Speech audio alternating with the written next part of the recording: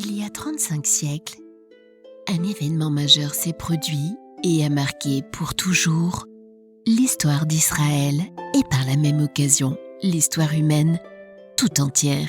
Cet événement unique a été consigné en détail dans le livre biblique de l'Exode. Cette nuit-là, alors que tout le monde vivait un confinement totalement inhabituel, la mort passa sur tout le pays d'Égypte. Et seuls ceux qui avaient cru l'avertissement divin transmis par Moïse furent épargnés. De l'Égypte entière, en pleine nuit, un cri de douleur jaillit de toutes les familles. Partout, depuis la demeure du plus humble paysan jusqu'au prince du palais, dans toutes les familles, la mort venait de faucher les premiers-nés. Ce fut historiquement une tragédie nationale sans précédent et une humiliation cinglante de cette nation vouée tout entière au culte d'idoles muettes et impotentes, pourtant adorées comme si elles étaient dieux. Les enfants d'Israël, quant à eux, n'eurent à déplorer absolument aucune victime. Ils avaient simplement cru Moïse. Ils avaient obéi et badigeonné le pourtour de leur porte de maison avec le sang d'un agneau, et le malheur les avait épargnés totalement. Cet événement tragique et unique dans l'histoire de l'humanité a été le déclencheur de l'exode de tout un peuple, de sa sortie de l'oppression et de sa marche miraculeuse vers la terre promise. Depuis cette époque-là, Israël célèbre d'année en année cette libération miraculeuse, et c'est encore le cas en ce moment même par les Juifs du monde entier. Mais l'intervention divine ne s'est pas arrêtée là.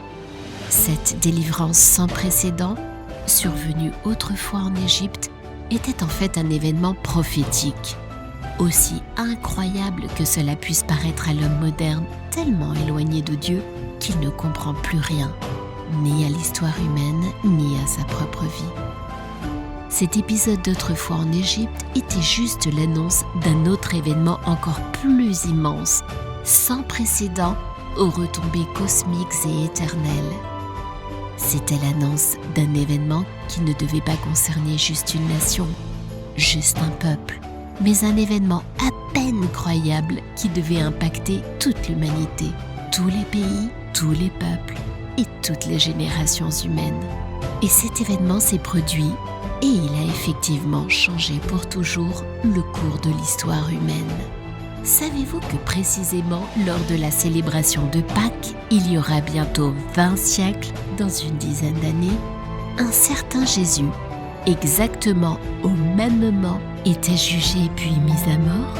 Savez-vous que le plus grand des prophètes qui ait jamais existé, un dénommé Jean-Baptiste, avait déclaré que ce simple homme, Jésus, était en fait l'agneau que Dieu lui-même apportait pour être sacrifié, comme les enfants portaient sur leurs petites épaules un jeune agneau, sacrifié à chaque fête de Pâques. Le Dieu des cieux apportait son agneau, précisément ce jour-là. Avez-vous compris que ce Jésus, qui n'était autre que l'incarnation dans un simple être humain du roi éternel, était le véritable agneau, que c'était lui et personne d'autre le sauveur du monde? Alors ce jour-là, il y a bientôt 2000 ans à Jérusalem, lors de cette fête commémorant le jugement et la délivrance du peuple hébreu, ce jour-là précisément, Jésus a été livré à la mort. Son sacrifice, infiniment plus que la mort d'un homme supplicié sur une croix, a ouvert une porte de délivrance à l'humanité tout entière. Sa résurrection, le dimanche matin, victoire définitive sur la mort, confirme une libération infiniment plus grande que la sortie d'Égypte. Ceux qui sont sortis d'Égypte n'étaient que des hommes mortels qui ont vécu un miracle impressionnant, mais qui sont morts tout de même quelques années plus tard. Alors que ceux qui acceptent pour eux-mêmes la valeur du sang de Jésus, ceux-là reçoivent la vie qui n'en finit jamais, la vie qui se poursuit sans fin dans la lumière du Très-Haut.